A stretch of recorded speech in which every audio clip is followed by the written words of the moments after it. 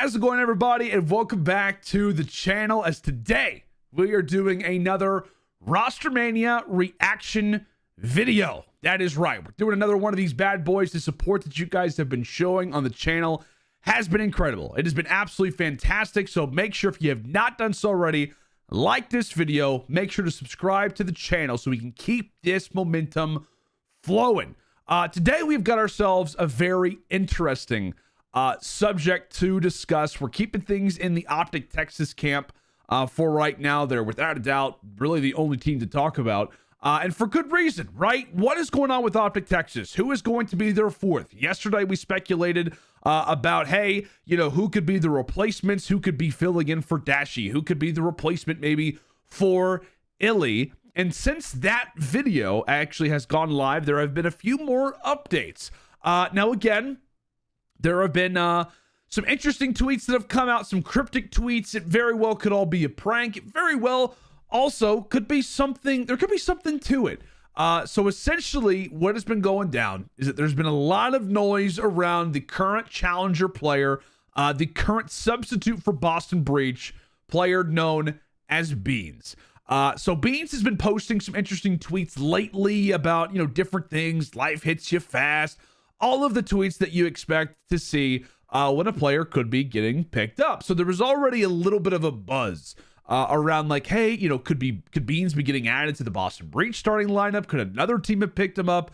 There were some people talking about, hey, you know, he'd be a great fit on X roster. And obviously with the recent news around OpTic Texas, they currently sound like they're looking for somebody.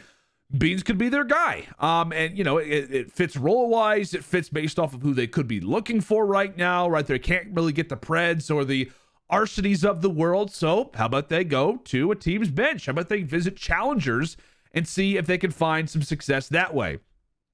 So the reason why there's been so many interesting question marks around this lately is that there was a recent tweet that had come from somebody in the EU scene, essentially with like a geolocator type thing. It's on like Snapchat. I'll be honest with you guys. I'm 26 years old, but I feel like I'm secretly like 48. I can't remember the last time I've even seen Snapchat. So I would not be the person to decipher this for you. I wouldn't be the person to lay it out and say, like, nope, that looks out of place. Nope, that is definitely not the right font that Snapchat uses. I wouldn't be able to do that. But it definitely did raise a bit of eyebrows, because it did look like Beans very well could be in Dallas, specifically in Frisco, which is exactly where the HECZQUARTERS is located. So who knows, right? What is exactly maybe going down with Beans? Why is he there? Is he even there in the first place? There are tons of questions that we could ask, but we're not going to. What we're actually going to do is, regardless if OpTic Texas is extremely interested in Beans, if they have not even said a word to the guy, I still want to talk about him specifically, because I actually do feel like he is a great option right now for OpTic Texas. Like I said, yesterday in the video, we chatted about potential replacements. We talked about trades. We talked about, you know, different opportunities where OpTic Texas could be looking for. I didn't have a ton of time to chat about each player individually, and I wanted to give Beans his own separate video, because I really do feel like, from a role standpoint, from an in-game standpoint, he actually could be one of the best players on the table for them. It's just a matter of, are they willing to? Will they look at him? Will they give him the nod? Can they even get him from Boston Breach, et cetera, et cetera?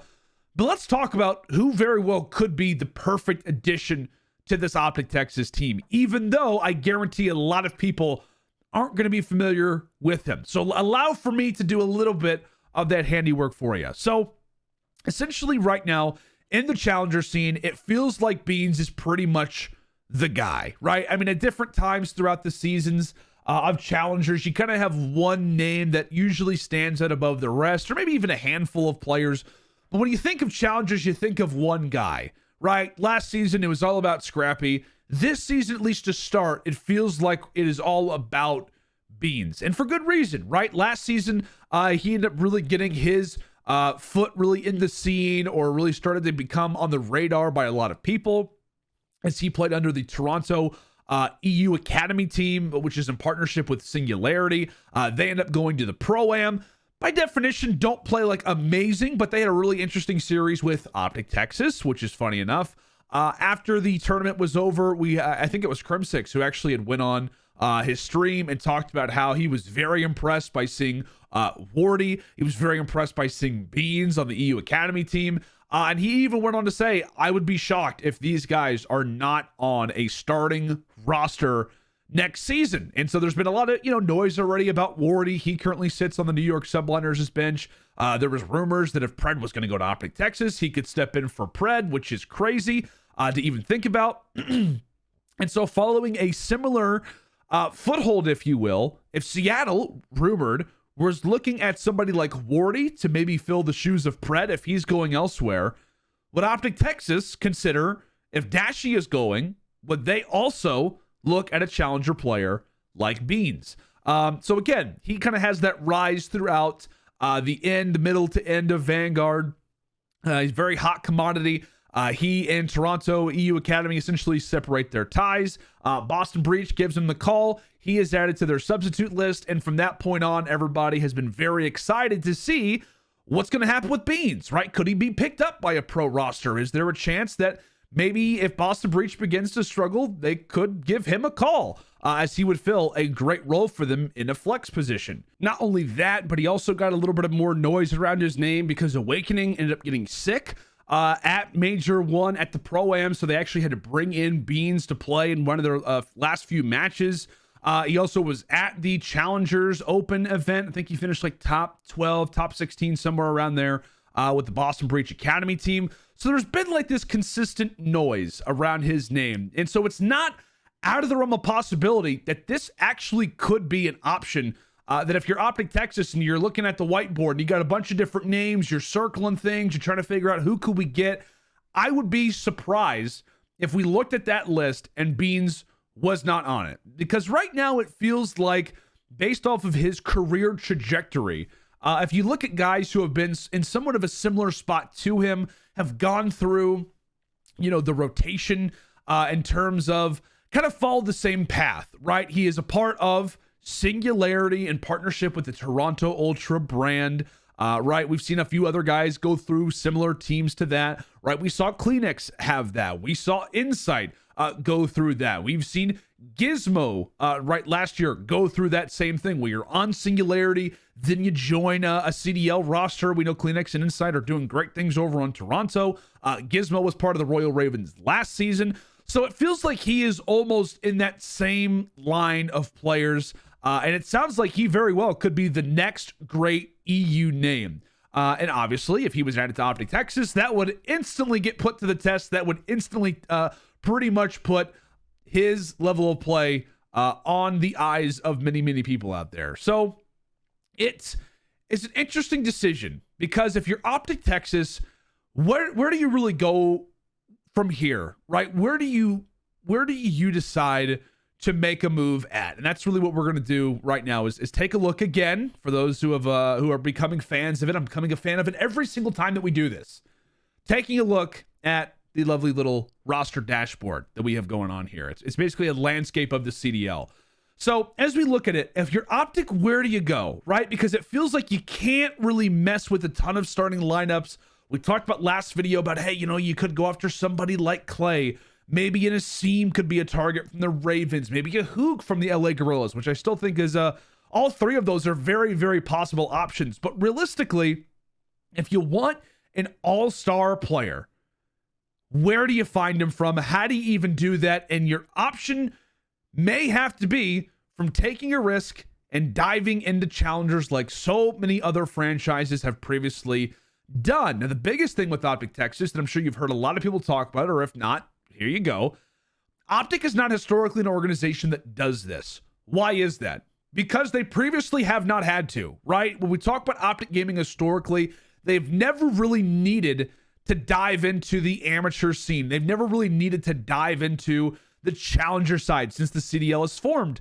Why? Because again, they're OpTic Texas. They're OpTic, for God's sake. They don't have to do those things. They don't have to take risks on unproven talent. What they can actually do is just pick up players who you kind of know what you're going to get. Or what you can do is pick up players who have an unbelievable level of talent that they've already displayed, and you want to try to tap into that. right? I mean, that has happened multiple times. Even recently, you could talk about a player like Envoy. They pick him up after his all-star first season. Somebody in Dashi, who they quickly invest in once he has his rise through the end of IW into World War II. They pick him up the following season. It oftentimes feels like OpTic Texas are willing to go with young players. There's no doubt about it. But with a bit of experience or with a bit of pro level experience underneath their belt. And right now for Beans, he doesn't have that, right? I mean, technically he has played in a professional match, but outside of that, it is essentially just how well do you think he's going to play? Do you think he could be a great player? I mean, could he be an all-star? You're not really relying upon a whole lot other than intuition, other than what you've seen with your eye, all of those things. So as I said, for OpTic Texas, it would be a new venture.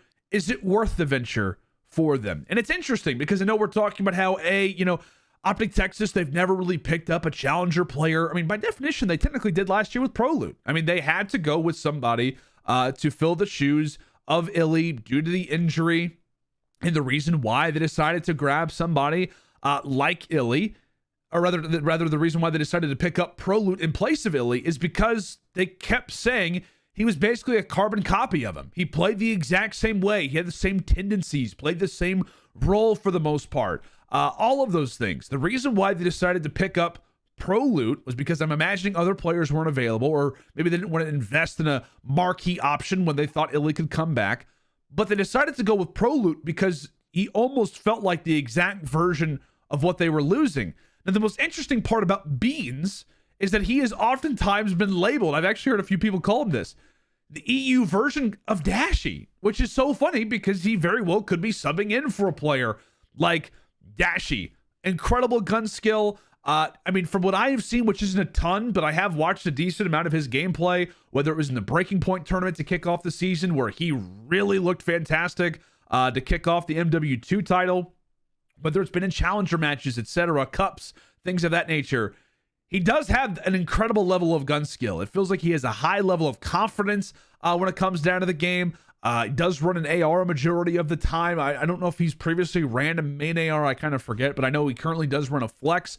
So you do have this interesting situation where if you are looking at OpTic's track record, do they normally look at challengers? No. Do they normally go for amateur players? No. But when they did, the reasoning behind it was like, hey, let's try to get somebody that fills the role of this guy pretty much identically. Do they try to do the same thing here, but in a more permanent fashion, right? Illy was only meant to be for a few matches. Dashi is meant to be permanent. At least we'd like to think so. So did they decide to invest in somebody like Beans, who does have a very similar play style to somebody like Dashi? It's an interesting conversation, and it's a very interesting idea to think about, given all the things that we've discussed in terms of his KDs, his performance last season in Vanguard. These are really the only stats that I think are 100% guaranteed. I forget the challenger stats for Major 1 were a little difficult, a little finicky to find. But I just kind of went for more of a long-term list that you're going to look at. And in challengers in Vanguard, I mean, he has a 1.14 overall. On hardpoint, he's got a 1.11, S&D a 1.09, and in control, he's got a 1.21. So again, are these numbers going to be perfectly translated over? No. But the interesting thing is that we look so often at challengers as if it's a totally secondary league, and it's really not. Like, you could look at Scrappy's KDs. Right now, his KDs look pretty much identical, if not maybe even better in the pro side than they did in challengers. Now, there's a number of different reasons for that. There's a number of different reasons why certain players in challengers will have decent numbers, come over to the pro play, and their numbers get better because of teammates, because of level of play, because of role, etc., etc. Comms, everything gets improved.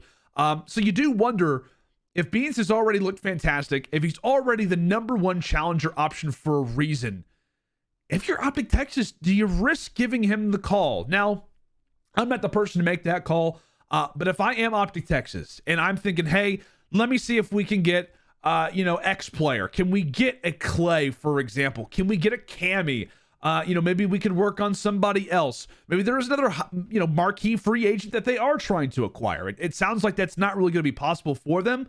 But I will say, if you're OpTic, I do feel like Beans is actually a very decent option that, again, you should keep on the whiteboard. Now, is it something that they're going to do? Historically, it doesn't look like it, but if you are looking at some bit of recency, it would follow a similar path to what they've done with somebody like ProLoot, for example. So in this case, how would it work? It's kind of weird, right? Because by definition, Beans does play a flex position, so he would actually better fit Illy's role. There's been a lot of people discussing, hey, is it going to be Illy and Dashy? Is Illy actually going to be replaced? Maybe he goes to the bench. Maybe he becomes some sort of a coach for OpTic Texas. Again, who really knows? Maybe you would see Scump step into a flex. Beans goes to a main AR, and then you're looking for an SMG alongside of Shotzi. Maybe you look for a Hook in that moment and a Seam, etc. Maybe another challenger player. Maybe you look at Wardy. Do you go for Beans and Wardy both? I would be very doubtful of both of them. But again, it's an interesting decision. It's an interesting decision to make, but I didn't want to allow for the funny speculation to really kind of ruin this video.